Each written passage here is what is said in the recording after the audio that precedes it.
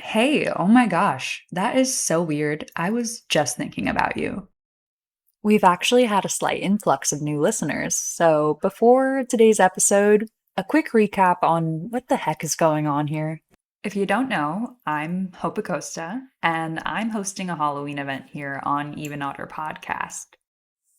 This event includes a list of 35 movies to celebrate with daily themes and some of my favorite Halloween stories. I try to make most of these reviews spoiler free, so don't worry there.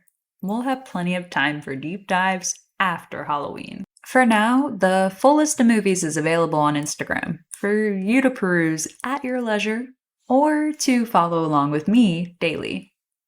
I think that about sums it up, aside from the fact that I release weekly episodes, but for that, it seems like you're already in the right place.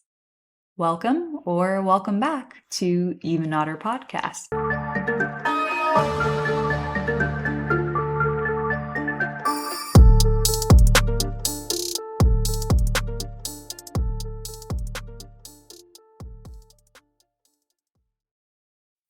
Sunday. After a seemingly innocent romantic encounter, Jay finds herself haunted by an eerie and supernatural entity that constantly pursues her and has the ability to take the form of anyone friend, stranger, or loved one. The only way to rid herself of this relentless stranger is to pass the curse on by sleeping with someone else. But even then, there's no guarantee it won't come back.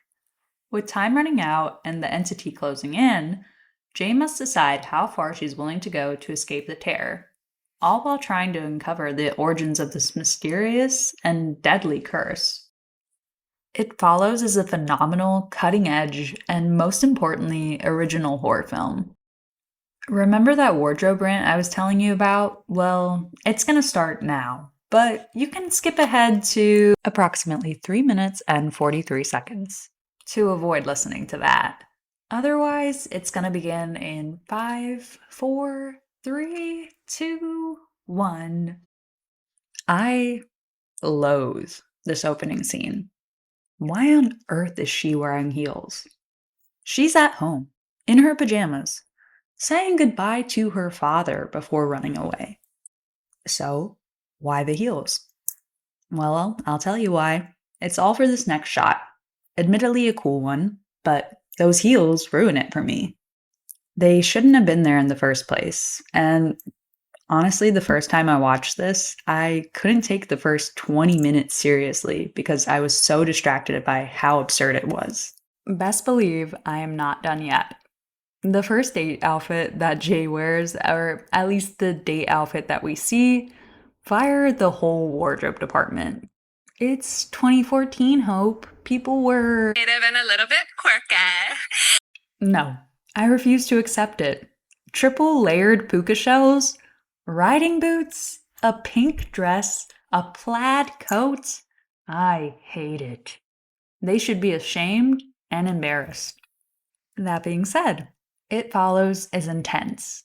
Almost all of Jay's encounters with the entity are deeply unsettling, except for the moment I'm wondering, how long did it take you to get up there?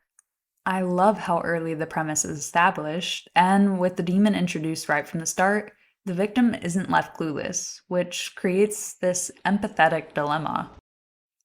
How do you pass it on while keeping the next person alive long enough for them to do the same? This builds a persistent anxiety throughout the film that truly never lets up. While there are plenty of solid scares, the film's strength really lies in its overwhelming sense of dread. Without ever being a traditional slasher, it pays homage to 70s and 80s horror through several aspects. The score, with just a few eerie synth notes, feels hauntingly familiar. The production design, despite being totally hipster, brilliantly avoids placing the story within a specific time period, and that contributes to the overall timelessness of the film. Aside from the ridiculous seashell device that they probably spent way too much money on. This isn't a typical Halloween watch for me, but something made me want to revisit it this year. Maybe because it never really leaves you. It Follows gets an 8.9 out of 10. Monday. In deep space, the crew of the commercial spaceship Nostromo awakens from stasis to investigate a distress signal from a distant moon. What they find is far worse than what they could have imagined: a deadly extraterrestrial creature that infiltrates their ship. As the alien begins to pick them off one by one, the crew must fight for survival in the claustrophobic and terrifying atmosphere of space. With the iconic tagline, "In space, no one can hear you scream," Alien remains a gripping blend of sci fi and horror that has stood the test of time. This week is tough. Alien? What is there to say that hasn't already been said? Probably nothing. But let's talk anyway. Ridley Scott's timing is impeccable, starting from the eerie opening credits. Sigourney Weaver's Ripley should always be on your hypothetical team to save the universe. And the xenomorph is probably one of the most terrifying creatures to ever grace the screen. The iconic chestburster scene is unforgettable. I love the tension between survival and discovery, embodied by the conflict between Ripley and Ash, played by the brilliant Ian Holm.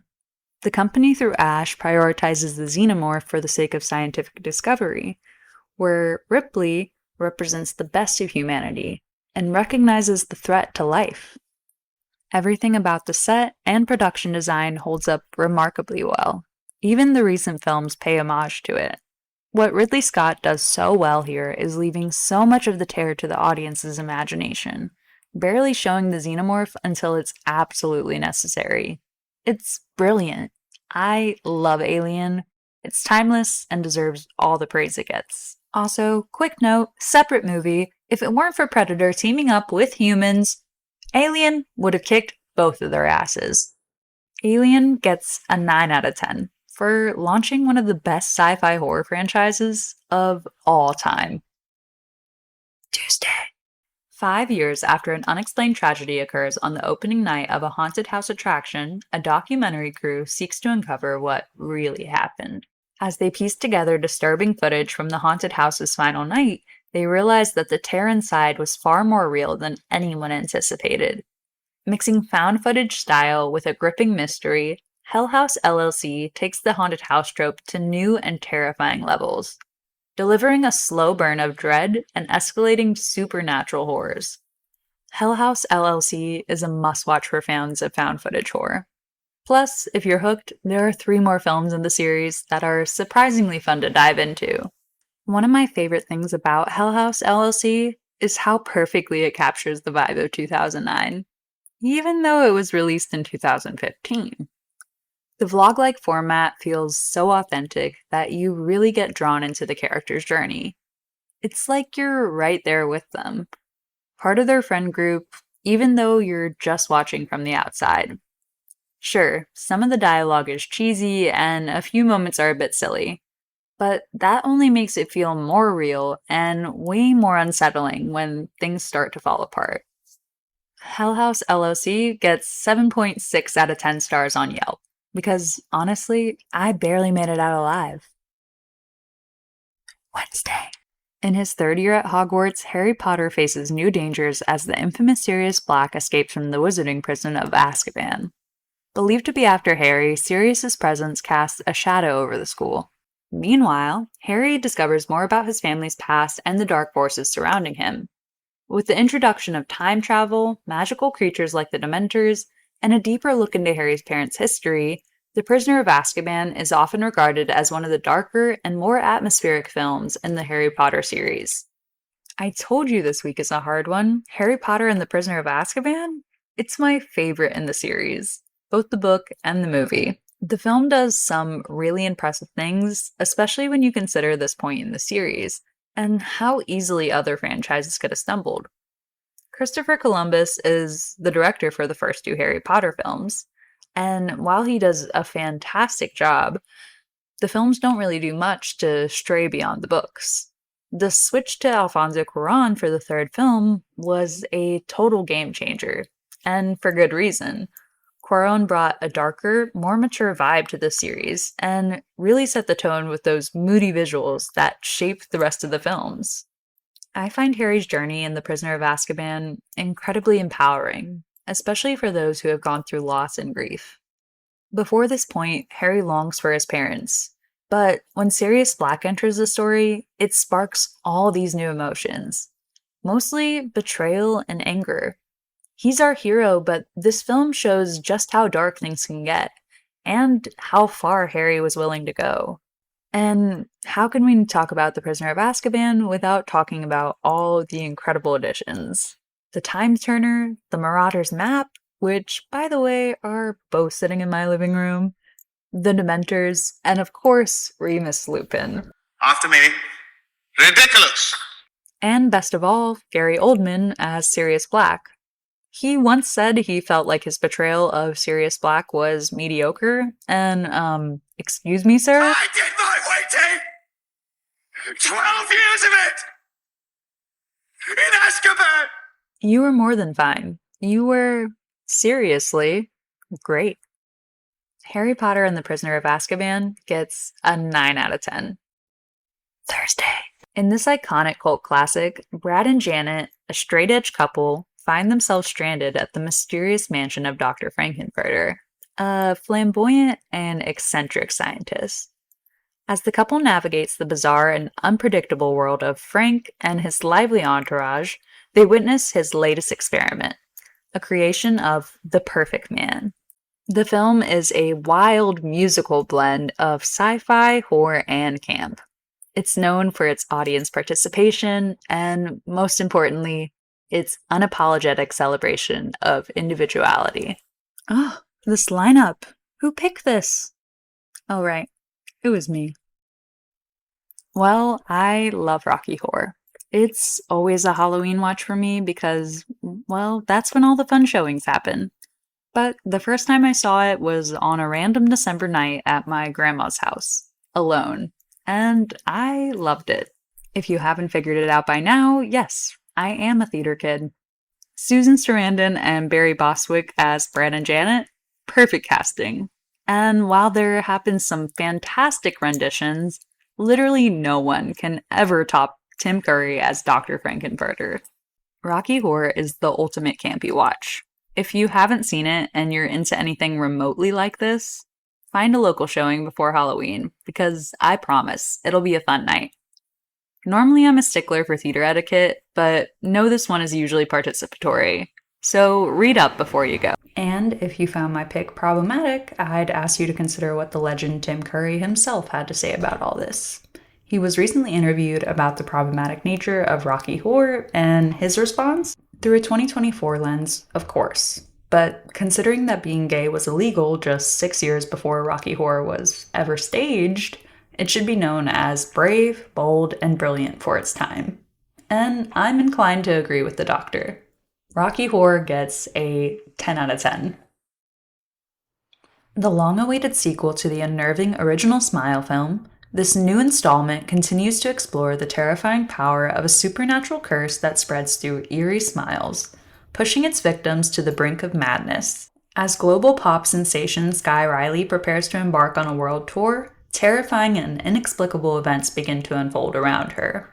With her fame and sanity hanging in the balance, she's forced to confront a dark past that refuses to stay buried. As the horrors intensify, Sky must regain control of her life before it completely spirals out of control. I'm a big fan of the first Smile. I found it to be super compelling the first time I watched it, and most importantly, scary. Smile was one of the first films I had genuinely found scary in a while, and I appreciated that. I want to note that I didn't intend for It Follows and a movie from the Smileverse to be on the same week. I know the two get a lot of comparisons, and frankly, I do see a lot of similarities between the entities, but other than that, I would have to disagree out of respect for what each of those films are. Personally, I like how the entity interacts with the victims a little bit more in the Smileverse, and the second one made me even more excited for some of the stories we could get in the future. Smile 2 picks up right where the last film left off. This opening is incredible. It's so bleak, but immediately puts you back into this trolley problem-like scenario. Do you A, do nothing and let it kill you? B, kill someone else and pass it on to a witness? Or C. Kill yourself in attempt to break the chain. I knew about the pop star premise of Smile 2 early on, and of course that would involve some singing. I wasn't the most thrilled about this because even as a theater kid, I really need to see a movie exist without a musical number. If you've seen the first Smile, you can probably figure out this one's ending way too early. But that's where the pop star persona becomes essential. And really, there's so much more to this movie than just its ending. Naomi Scott is fantastic, and as much as I was dreading the musical numbers, I found myself humming them for days afterwards. So, yeah, they're pretty catchy. The choice to center the story on a pop star dealing with addiction issues was a brilliant way to capture the desperation of her situation, as well as the external pressures around her. Slight spoiler here, but her being out of the loop while struggling with her own personal demons made her eventual breakdown all the more terrifying.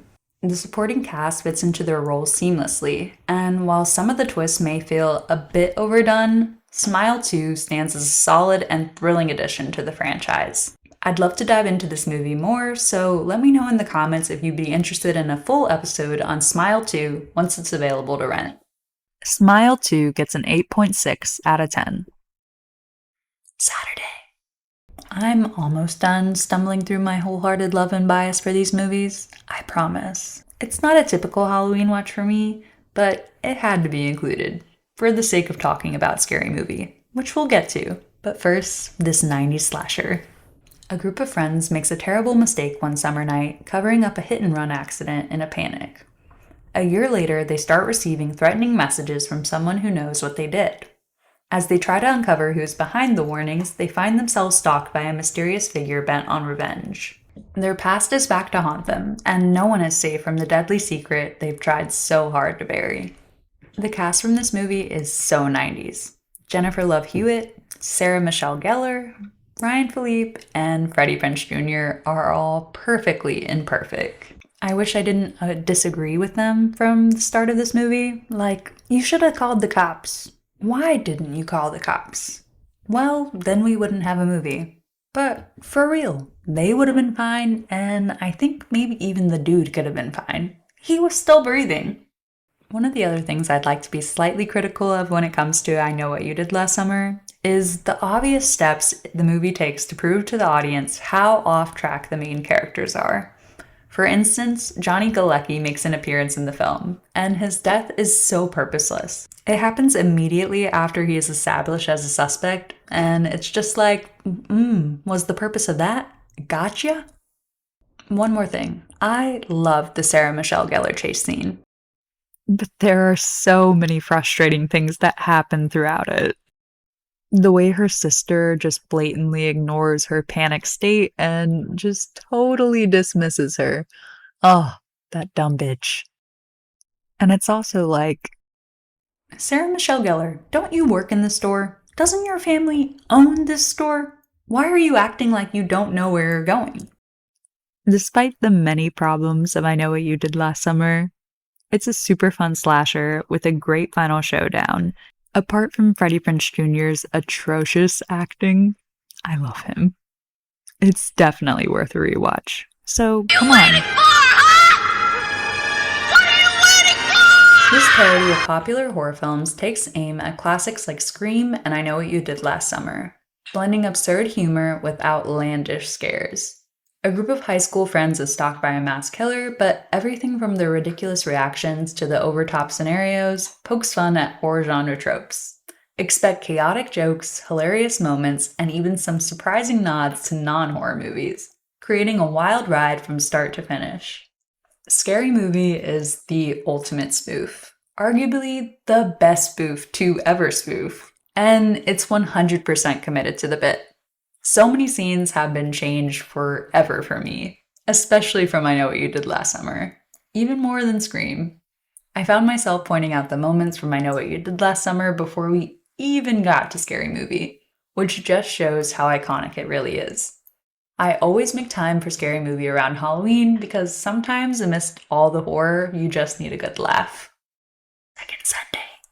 The Phantom of the Opera is a gothic romance set in the Paris Opera House, where a mysterious disfigured figure known as the Phantom haunts its halls.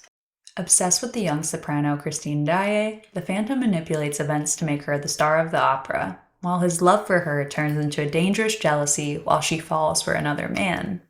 With its lush music, dramatic tension, and themes of unrequited love and obsession, this classic tale is a visually stunning and emotionally charged spectacle that explores the dark side of passion. 2004 is not my preferred version of The Phantom of the Opera. I'm far more inclined to watch the 25th anniversary version at Royal Albert Hall. I think almost everybody's first exposure to Phantom should be on the stage. The movie does an excellent job of transporting you to exactly what the theater feels like. Emmy Rossum is captivating as Christine Daae, and I may have to take back some of my Patrick Wilson notes because of his performance in this movie. This film, his and Rossum's voices are obviously the standouts here. As much as I hate Gerard Butler's Phantom, I have to give him a lot of props for commitment and his dedication. He had no singing experience before this role. And within 3 months of training, he came in and he performed. There's obviously a voice there. It's not like he's a terrible singer, but the technique is so naive and it doesn't fit the role of the Phantom, whose literal obsession is music. It just makes me so frustrated. Like, why did they cast Gerard Butler other than some big studio wig saying like, oh, hey, we need a name? Especially when the man who plays the Phantom in the 25th anniversary edition of The Phantom of the Opera at Royal Albert Hall is literally in this movie. Ramin Karimloo, you are a treasure and should be revered as such. The Phantom of the Opera gets a 7.3 out of 10 for taking on the monumental challenge of translating this iconic stage performance to the screen. You may have noticed you got an extra movie this week, mainly because I'm still finding my groove and I think Mondays might fit my schedule better. I hope you'll forgive me. What about the movies for our last full week of Halloween with Hope? Let's find out. Monster Monday gives us something to really sink our teeth into with the 2024 Abigail. Thematic Tuesday is everything you want a camp slasher to be, with The Final Girls. Whimsical Wednesday pops a childhood favorite in with The Haunted Mansion. Because it evers and evers. We want you to be happy for evers and evers. This Thriller Thursday, a movie I haven't been able to stop thinking about, Late Night with the Devil. And Frightful Friday gives us another Jordan Peele rewatch with Us. Same but different Saturday includes 2 movies I haven't seen and that I've been looking forward to all month long, Lisa Frankenstein and Frankenweenie. Our very last sultry Sunday of the month is another first-time watch for me with The Love Witch. But then I was reborn as a witch. If you're not already, follow us on Instagram or TikTok at Even Otter Podcast to keep up with us daily. And join us next Monday for our final week's lineup and to hear the details about our final Halloween with Hope episode on October 31st. Don't worry, Even Otter isn't going anywhere. We're just changing. I hope you go and have the best last weekend of October 2024, and I will see you back here next week.